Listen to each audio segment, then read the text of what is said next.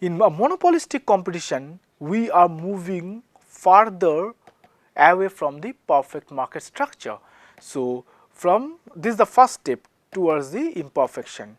So, monopolistic competition, you can see it's still competition, but monopolistic, and the market imperfection starts here, and the various degrees of imperfection can happen in a monopolistic competition.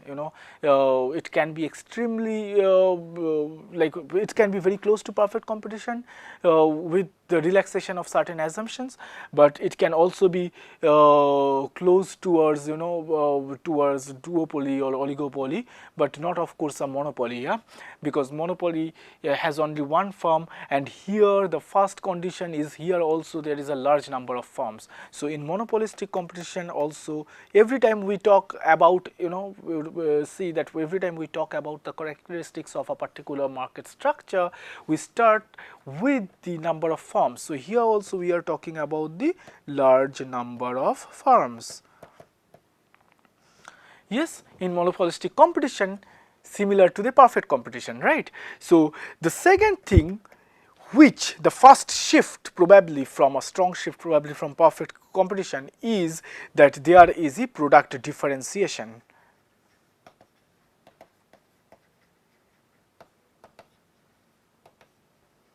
There is a product differentiation. So these firms may have some control over the price, because they can now some control over the price.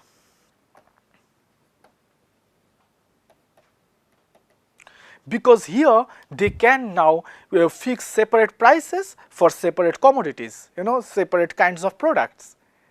That was not possible, because the first thing was in perfect competition, that homogeneous product. Here first deviation is product differentiation, and every product cannot be priced similarly.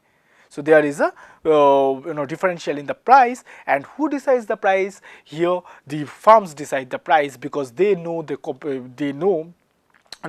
characteristics of their products, how they are differing, how much they are differing, and all this.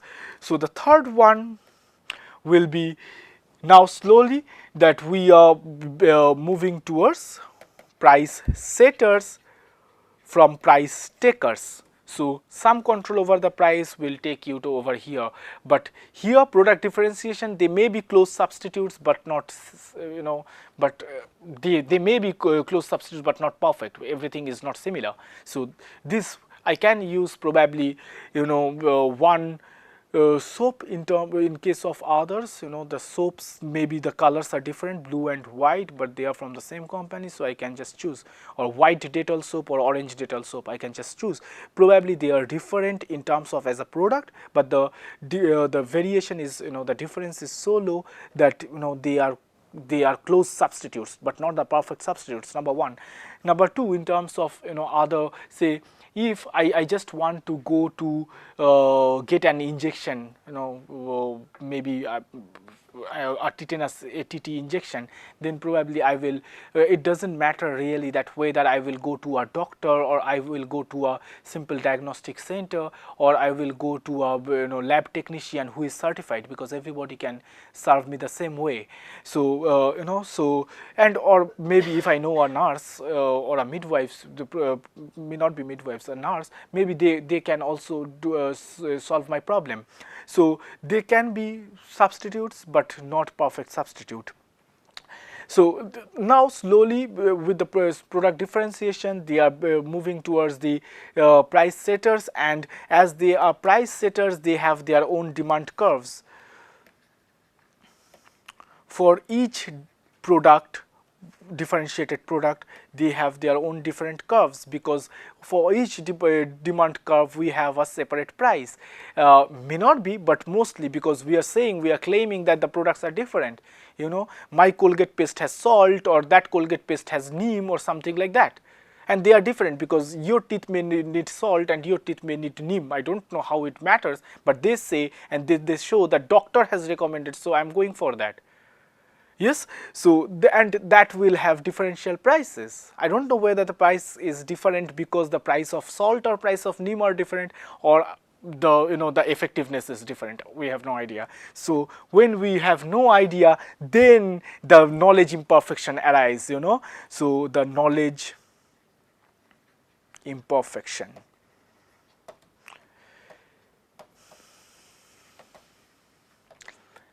Yes, and also when they are trying to create their own customized product, niche product, there is always a barriers towards entry and exit. Mostly entry. That's primarily because if a new provider wants to enter, they may not have something very customized, something very unique. It can be difficult for them to survive. Yes, so there is a barriers to entry and exit, and then maybe with the product differentiation, they want to, bring a new product. Then there can be several regulations, certifications, this and that, which may slowly, with the more the market is imperfect, more these barriers get, stronger. So and then there is a barriers to entry and exit. How it matters when they are exiting? That's primarily because maybe their one product is not doing well, the other product is doing well, so they can find a difficulty in exiting. So even if a loss-making product is there, so they really don't want to pull them, or they probably will relaunch that. So it really is a tricky game. The next one is the market may indeed be relatively localized. Why the market is localized? That's because when they are differentiating the product, they are differentiating based on the market demand. That okay, this market may demand this type of product, so I will keep this type of product for this particular market. You won't see a toothpaste with neem or salt, in anywhere in probably in a Western country. Right? So again, so similarly, you won't probably see a popular food which has a beef or pork across India, or even other meats. So it is very different, and it's important that they keep this market segmented or separated from from population to population. So whenever there is a monopolistic market, or whenever there is a differential product, be it a restaurant, be it cosmetics, be it FMCG, it can be anything, be it a health club, or be it some our this thing diagnostic center, the body health checkup, and then these are again very much customized. So and every particular, or even an insurance scheme, every insurance scheme appears to give something different or something more. So they are kind of, and then if there are plenty of market players, suppliers, producers, then providers, then of course it's a kind of a monopolistic competition. The next is oligopoly. What does it mean, this oligopoly?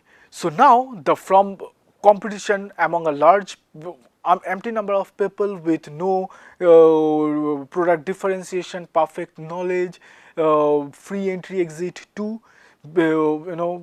some barrier on entry exit, imperfect knowledge, price setters with product differentiation, monopolistic competition, but with a large number of suppliers. But here in oligopoly, we have decreased our number of suppliers, so only it's the competition among the few.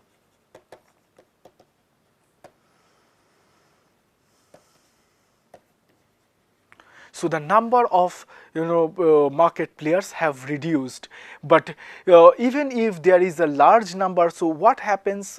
We are saying that the total number of firms have not really decreased. The total number of firms, even if they may not. So even if they have not decreased, but the competition is only among the few. So which basically states that there may be a large number of firms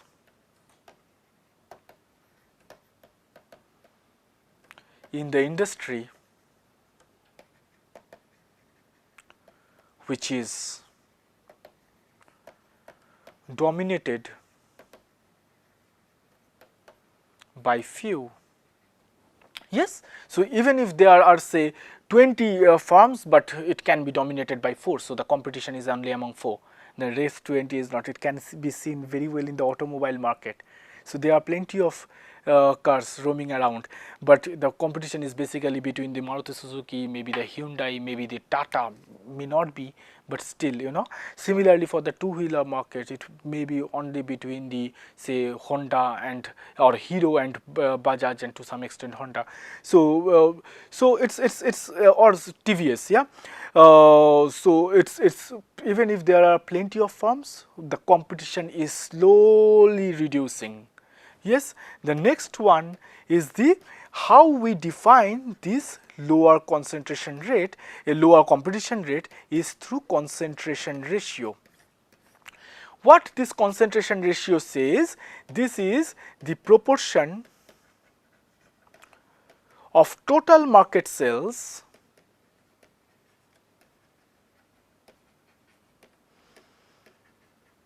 or share held by the top few market players or sellers or suppliers or providers.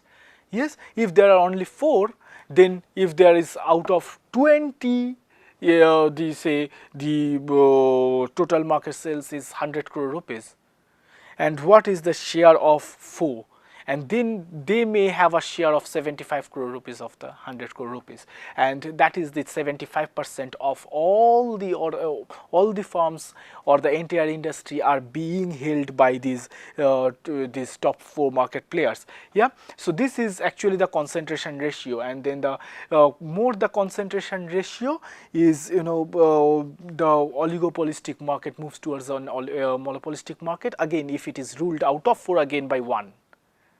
Yes, because monopoly is finally 1. So if 4 is having more and more and more, then it is going towards a stronger oligopoly, or towards maybe duopoly and slowly monopoly. But if 4 have an equal distribution, 4 have an almost equal distribution, and rest 16 have very small share, maybe less than 5% share, then everybody are together maybe only 20% or 25%, then we have a very strong oligopoly. In German automobile market, you can see it's very fragmented. In Germany, we can see only BMW, Audi, Volkswagen, and Mercedes-Benz, and they have clear identification that which kind of population will buy what, and what will be which kind of car, whether it's a sedan or it's a say between Mercedes and maybe BMW, they decide that whether they are specializing on sedan or a crossover and a hatchback. Otherwise, the Volkswagen is a people's car, in general costing lower as compared to Audi, which is extremely costly. So they have a clear market segregation, and this oligopoly in that case opens up a chance of collusion. So we are slowly moving to that how this oligopoly market works, what are their characteristics. The first feature of an oligopolistic market or oligopoly market, the first feature of an oligopoly market, this number 1, price may be relatively stable.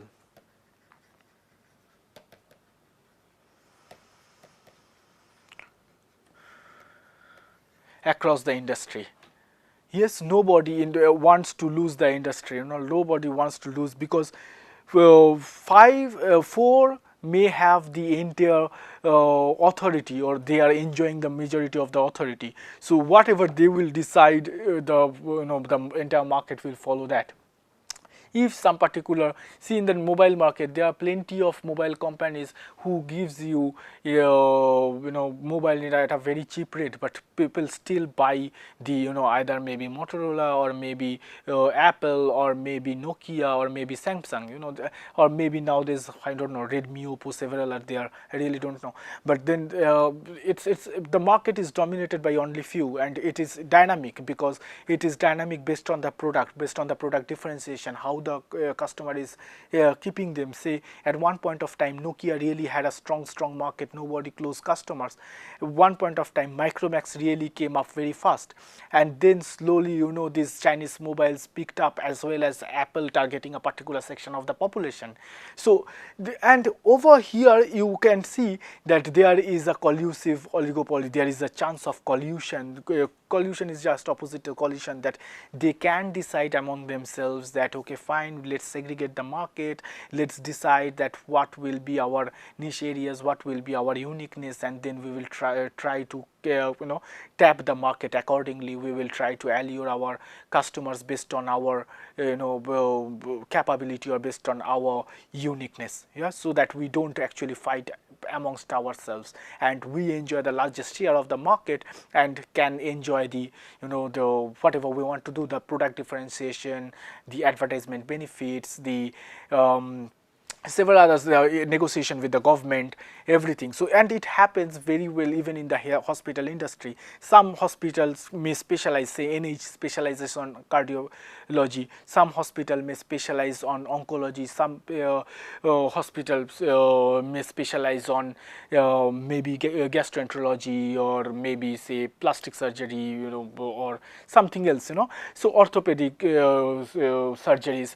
So and then they even if they are a multi specialty or super specialty hospital, but they know that they have created, or they have tried to create their own market, which the other big market players have decided not to venture in that way. They will still have a small unit, but they will probably not try to overshadow that other market, other hospital. So there is a collusion. So there is always a potential for collusion.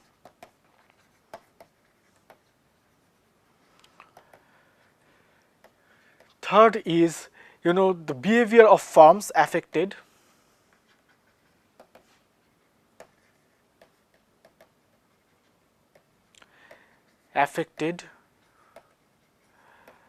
by what they believe as their rival is going to do. That means they have an idea, or they try to presume that the rival's next strategy will be like this, even if they may have a collusion, right? So they will always try to to get themselves ready parallelly. So believe as their rival or rivals want to do, or the rival's next strategy. The another one is there is a demand uncertainty, that there is too much of mutual interdependence across all these firms. So and that leads to an uncertainty in terms of the demand, because nobody knows that what others will do, whether they are decreasing the price or increasing the price, what is the quantity demanded, whether they are really changing their strategies. So there is always a demand uncertainty, and then nobody will, and that's create a price stickiness. Nobody will actually change the price, And the next is heterogeneous goods, of course.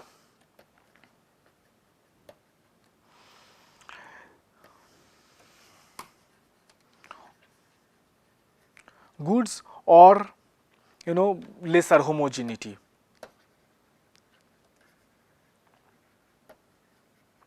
Product differentiation, yeah. Next, advertisement. They rely a lot on the advertisement to continue enjoy their market share, or the edge over the other big market players. Slightly, who doesn't want to, even if there is a collusion, they want that I will still try to dominate, or I will move ahead, I will move towards a duopoly or a monopoly. So they want that. And then the next one is non-price competition, based on the freebies, based on the health camps, free eye checkups, free health checkups, connecting the corporate organizations, multinational organizations, connecting their employee base. So all this. Then 8 is, the of course the game theoretic approach to understand that what is happening among them, what others are doing, and based on that their rhetoric, their decision making ability will determine that whether they are sticking to the market or they will slowly lose their market share, or they will improve on that. And then the next one is high barriers to entry, because they already enjoy the market power and the rest 16 are struggling. So what the new firms are going to do, they will eventually lose out. So they will not find a profit making market very easily. So so slowly, if a particular out of those 4, a particular firms really can, intelligently can sway their business in such a way that they eventually have a hold over the rest 3 as well. So they have moved towards the monopoly. And monopoly is if there is only one firm, and duopoly if there is 2 firms. We are straight away going to the monopoly where there is only one firm, one producer, one supplier. Yeah, so it's a pure monopoly where there is only one producer. So by the name it's mono means one, only one producer. It in reality it rarely exists, but the best monopoly can be a power supplier in a particular city. They supply the power because they have the infrastructure, the railways in India. The other best monopoly example in terms of healthcare, maybe in a small town, only one particular diagnostic center has MRI machine. So they enjoy a MRI, they enjoy a monopoly in terms of MRI. Or there is only one doctor, only one dentist, in a particular small town. So they enjoy the monopoly. So and wherever there is a monopoly exists, that one firm dominates the market and they can decide the price. So they are the price makers or price setters.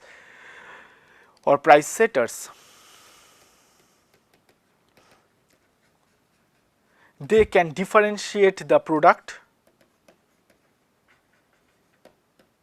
their own product, because they are the only producer or supplier or provider.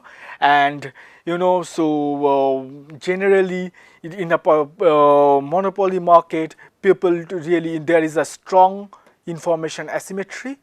People really don't have much idea about what is the cost, what is the quality, whether there is any changes going to happen, in near future.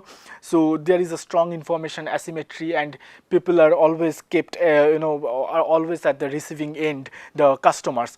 So it's not basically a very efficient market. So inefficient market and often inefficient output.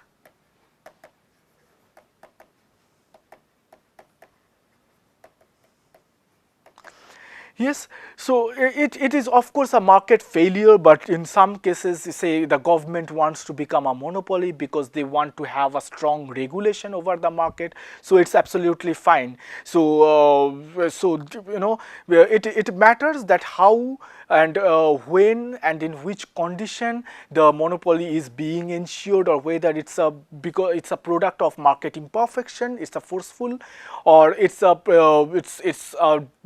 decision which towards the efficient, towards the equitable distribution of a particular product or production, where the wastage of resources or the suboptimality doesn't exist. In terms of healthcare, it is very, very important. Or when, if there is a regulation required in terms of the best of the quality, best of the distribution, best of the implementations, then the government can pitch in. But it is often a very difficult decision even by the government, because healthcare is a huge market. So the origins of monopoly can be through the expansion of the firm, through the amalgamation of different firms, from one to another and to another to another. So it's amalgamation of different firms taking over of different firms, and if they get a license or a patent that the government, since they have innovated something, and then the government said, okay fine, this software can really change the primary health centers working condition, or a networking between the referral system between the rural patients and urban care providers. So I am giving you the patent, and then you can enjoy the monopoly for next 10 years. Whoever wants to use that software, you are the only supplier. So that is government's decision, encouraging that innovation. And otherwise, if it's a completely certified, given by the government. So again, in terms of this price and efficiency, there has always been a question, and but however, the collusion through oligopoly may not actually culminate to the a perfect monopoly, but it may. So we like it's very difficult to say that whether from a particular market it is coming up to be a monopoly, it's moving towards a monopoly or not, and then it's basically the government's decision that whether they are going to entertain a monopoly or not, or how they are going to have a check on that. So if in a particular monopoly condition, what we see generally, that over here it's quantity, over here it's price, and of course the average cost curve and then the marginal cost curve passes through the average cost curve. What we see that they enjoy a profit, and then there is a demand curve which is downward sloping, and over here marginal revenue curve is also downward sloping, not a straight line. That's because diminishing returns to scale, and then this can be the marginal revenue. So this is demand, this is marginal revenue, and then you can see over here if I draw a straight line, and over here if I draw a straight line, where my marginal revenue and marginal cost meets, this is my Q star. This is my optimal output, what I am going to produce. But at the same time, that over here, they will set the price where the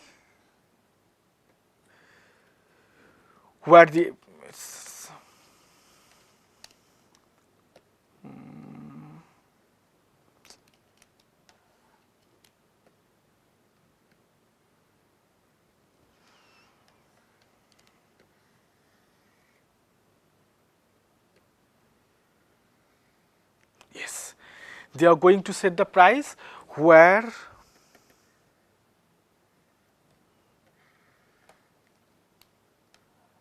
the demand meets the the quantity, and based on the demand curve they will set the price, because at the demand curve it's the equilibrium, so P star and Q star, but they will make a profit where they are getting this through the average cost curve, and in this average cost curve they are getting this profit, because this is this is their cost, and this is the demand, based on the demand curve, this is the price, and this is the cost, and this is the profit.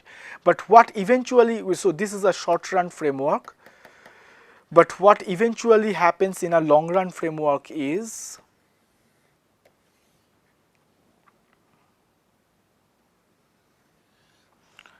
my average cost curve, marginal cost curve, I will have a demand curve now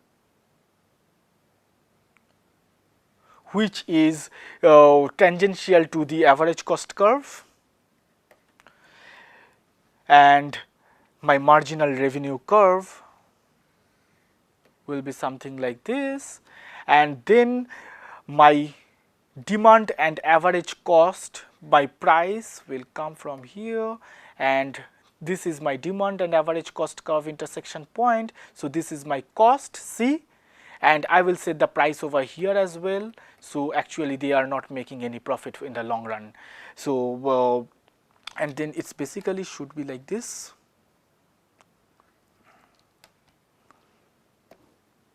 Oh.